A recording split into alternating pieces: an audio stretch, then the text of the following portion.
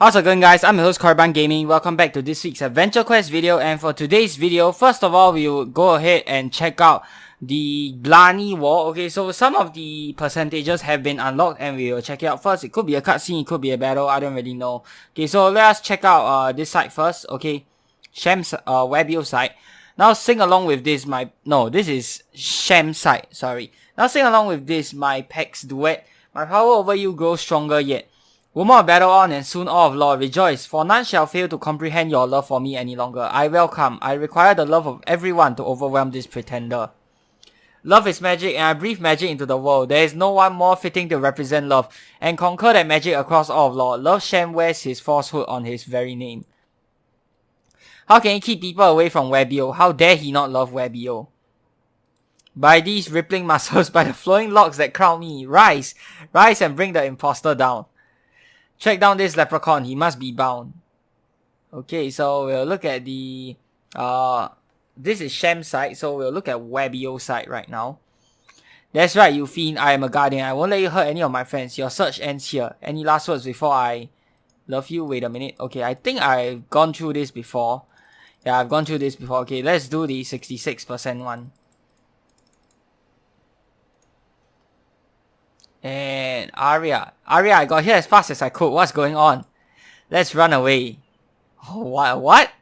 Come on, Hans, you know exactly what I mean. I do, and it sounds great, but this is so sudden. Did something happen? Battleon is way too loud right now. I had to move the poor critters to the shelter that helped me build, but he got sidetracked on the way, so it'll only be me there, and I'll need a hand. Oh, are you sure? Actually, Arya, are you feeling alright? You look a little feverish. Hans, stop looking a gift horse in the mouth. Just take it, dude. It's okay, I just need to catch my breath after rushing to get them all away from the noise, but it's worth it. The critters will be happy to get some space for longer than usual, and of course I'm sure, Hans, you don't need to be self-conscious or try to win me over. It's been years, I'm tired of playing this game. I know how you feel, you know how I feel, let's just say it. I think this is my villain origin. Oh man, that is comedy gold, man. Alright, okay, so that is 66% on the Webio side. Okay, so we are almost there at 100% for this side. This side not looking that great, so the Webio side is most definitely going to win this war, it seems. So we'll go back to town and then we'll revisit this event once it hits 100%. I'm estimating it'll probably take another 2 weeks unless the staff decides to speed it up on their own. So it may take another 2 weeks or 1 week plus, I don't really know, but that's based on my estimations. Now to check out the main part of today's event, and that is golden gift boxes. That's right, guys. Finally, the new Golden Giftbox crossover event is here, and we'll see if there's anything that's worth getting. If there is, then I will probably just go ahead and buy a new token package. Okay, I have been wanting to get a new token package for quite a while now, because as you guys can see, 477 tokens not going to cut it. Okay, there's really no set items that I really want to get currently, so I'm thinking of actually just getting the custom face, and I have an idea of what custom face I already want, so I am currently deciding on the custom face package. Okay, if they are good items. Alright, so it seems like we didn't get so lucky, only got common gift boxes, but let me just go ahead and go through the items that have already been released. There are some items that the staff is still currently working on, and I'll release the video throughout the week when the items come out again. Okay, so let's see here. The common shop, I don't see anything new. Okay, oh well, that's to be expected. They don't usually add stuff to the common shop, unfortunately. Yep, nothing new to the common shop. Let's check out the rare shop. There's probably something new inside here. Okay, rare shop. There is a Stormhawk scythe inside here. This scythe hails from the realm of Dragon Fable. It can switch between frigid ice or shocking energy damage, as well as melee range magic modes. Okay, so just your standard compression weapon. Would not recommend getting this at all unless you just really need a compression weapon. Okay, this one, nope.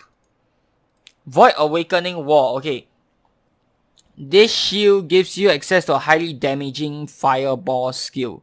Interesting. Alright, let me go ahead and look at the info subs and I'll get right back to you guys, okay? Okay, so I am back now. I don't have the info subs out yet, but I have some thoughts on another player. Okay, these are thoughts from another player after they have gotten all of the items, and this is actually Gwen. Okay, if you guys don't know who Gwen is, she is the creator of the House Guards Gauntlet Challenge. I posted that video a little while back. You guys can go ahead and check it out. I'll link the card on the top right hand corner of the screen right now. And here is what she thinks of this item. So Void Awakening Wall is a fire shield that compresses a fire spell, and by spell I mean skill, okay, because it causes SP. One hit standard SP cost follows weapon type to determine whether it deals melee range magic damage. Niche spell compression at best. Destruction burst or Wall Master's burst is better if you want to have a fire spell. Okay, so won't be getting this because obviously I have destruction burst, and since that's free, everyone can get that as well. Not worth getting. Okay, other stuff here. Spells, no new spells inside here. Pets, no new pets inside here as well. Miscellaneous items, nothing new. And for the faces, let's see here. No new faces, right? Yeah, okay, no new faces inside here as well. Now let's move on to the ultra rares, and that's where majority of the items are, as always. Okay, so for the weapons, see here. So the first thing that we have is the Graves End Blade. Ooh. Okay, first impression, artwork looks really good. It's a Graves End Axe and a Graves End Dagger as well. Okay. Interesting. So all are melee damage. I thought it would be 1 melee, 1 magic, and 1 range. Apparently it's not. So it's a 0 proc Earth/Dark compression weapon with melee/magic toggle. Comes in Sword, Dagger, Axe versions with neutral, plus BTH and minus BTH leans respectively. I'll assume the Dagger is plus BTH. And then the sword is probably neutral, and the axe is probably minus BTH. Okay, once again, I am just guessing. I think that's what it is. I don't think this is worth getting at all. It's a functional release of End of Graves, and if you want an Earth/Dark compression weapon, you can get this, but you know, I would not recommend getting this at all unless you really have no other choice. And you cannot exchange or upgrade this inside of the item upgrader, so you cannot change between these 3 forms inside of the item upgrader. So honestly, I wouldn't really get it unless you just want you really want the artwork. Okay, next one, the Reese Absolute Annihilator. Okay, this one, oh my gosh, wow. Oh wow, the artwork on this is really nice. I really am digging the purple look. Okay, hails from the realm of Adventure Quest world. So it's a 0 proc harm weapon that toggles between melee sword and ranged magic spear mode. Seems to have a plus 5% damage mastercraft and take minus 10% damage for doing harm. It's functionally equivalent to Void Spear of War in the rare Golden Giftbox shop, except it also has a melee sword form. And this is not recommended. You should pick up Lawkeeper's Oath or Horosho Void Vanquisher instead. You need a melee harm weapon since those cost gold. Compress the standard element and harm and pay a small amount of SP to offset harm penalty. Okay, I fully agree with her. I don't think you should get this at all since Horosho Void Vanquisher is a thing. Definitely not worth spending an ultra rare golden gift box on. Next item, the Abyssal Cutlass of Nalgav. It's a 0 proc melee only darkness sword. Converts about 5.625% of damage divided by enemy resistance to SP. So against 100% darkness resist, it converts this amount to SP. Against 200% darkness resist, it converts half of that amount to SP. And against 50% darkness resist, it converts double of that damage to SP. Essentially a dark version of Taxing Cutlass, but worse because of the damage division. Okay, Eclipse Dragonlord Sword is better most times, if not every single time. So I would highly not recommend getting this. It's a SP healing weapon, but like Gwen said, there are way better options out there, like Haunted Dragonlord Sword, which is obviously a free version. Okay, next one, the Dragon Blade of Nalgav. Oh god, man, this artwork, dude. How can anyone resist this artwork? Maybe I'm just a huge Nalgav fan, call me what you want, but I've always been a fan of Nalgav's artwork.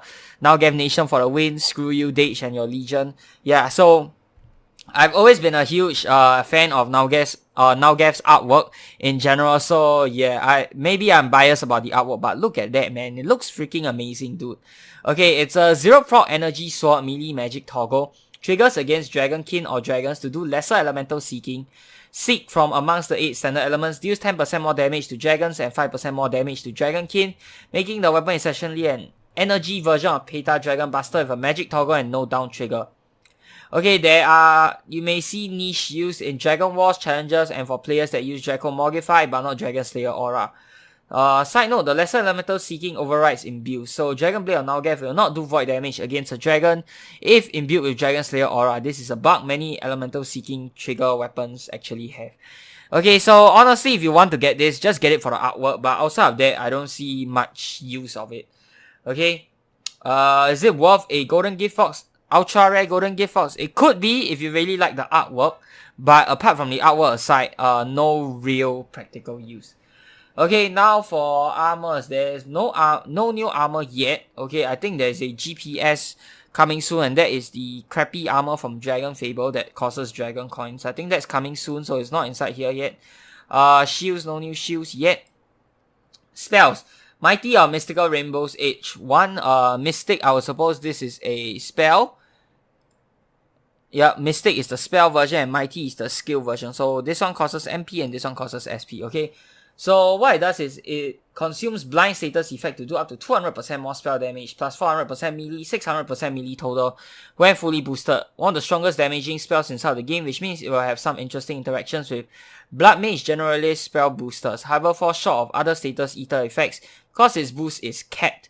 Recommended if you enjoy status eating effects and or spell damage. Spell boost from blind is determined by 0.833 BTH reduction turns remaining. Okay, so right off the bat, this is obviously fantastic with the Alchemical Unity. Like, if Alchemical Unity the opponent and they are still alive or whatever, using Kindred Strike and they are still alive for whatever reason, you can use this spell or skill on the next time. It'll probably finish them off. Okay, I've seen this Oni Chan's short little clip that he posted on the Gox Tavern Discord, and it's a 2-hit and he was able to deal like 19k damage with lucky hits. It is a little bit lower than expected, okay? I'm not sure how exactly that is low, but if you compare it to other damaging skills in the game, of course it is considered a little low.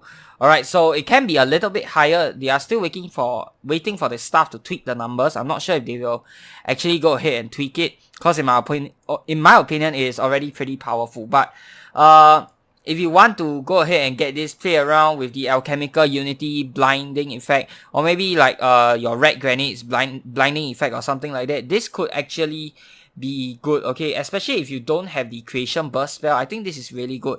And it does synergize with some of the better stuff out there. So this is actually one of the things that I may consider getting from the Ultra Rare Golden Giftbox shop. I do not have any Ultra Rare Golden Giftboxes with me, but if they release more better stuff, then I will probably buy the token package and get this along with some other stuff. Okay. Next, Caught/Summoned Void Awakener Skull Pet/Guest. Okay. This one, its attack can restore SP. I can cast Ironhide to create a Chi Shield. So the core version is a MP. Wait, let me see here. Summon versions heal MP, and the core versions heal SP.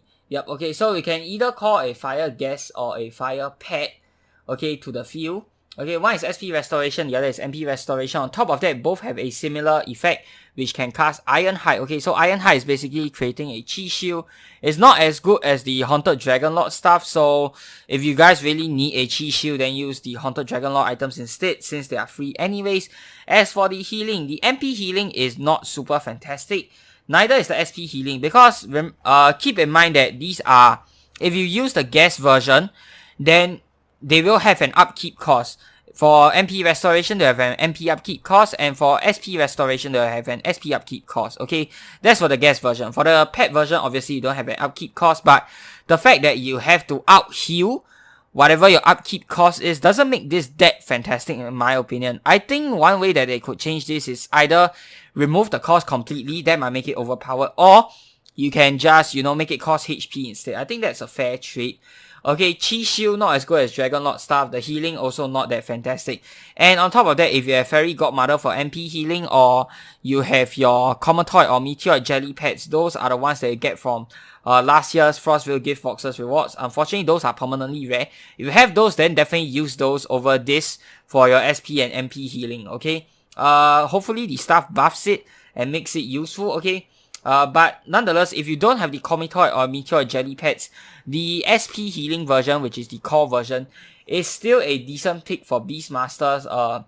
if you don't have the Commitoid or the Leech Pets, okay, or if you want a guest version in Fire, okay, or for Beastmasters who want a Chi Shield without using the Dragon Lord set. But I don't think I would actually recommend this, and neither does Gwen. Okay, now let's look at the other items inside of the shop. No other items. Okay, so that's basically all of the items that I have to go through with you today. I know I didn't buy anything, but you know, just my thoughts and Gwen's thoughts on the items, on whether or not you should go ahead and get all of these items. In my opinion, I think the only item that is really worth getting if you really want to is the Rainbow's Edge spell from the Ultra Rare Golden Giftbox, and maybe the Void Awakener, the core version of the Void Awakener Skull Pet and Guest spell, if you don't have Commitoid Jelly, and if you don't have the HP and MP, if you don't have the Leech Pets from the Z token packages. Okay, so only 2 good items so far. I'll wait and see what other items the staff releases, because there are still some items that are not released yet. And that's going to do it for today's short video, guys. I hope you guys have enjoyed the video. If you have, be sure to give it a thumbs up, and of course subscribe to this channel if you'd like to see more of such future content. Till the next time, I'm your host Korriban Gaming. Peace out.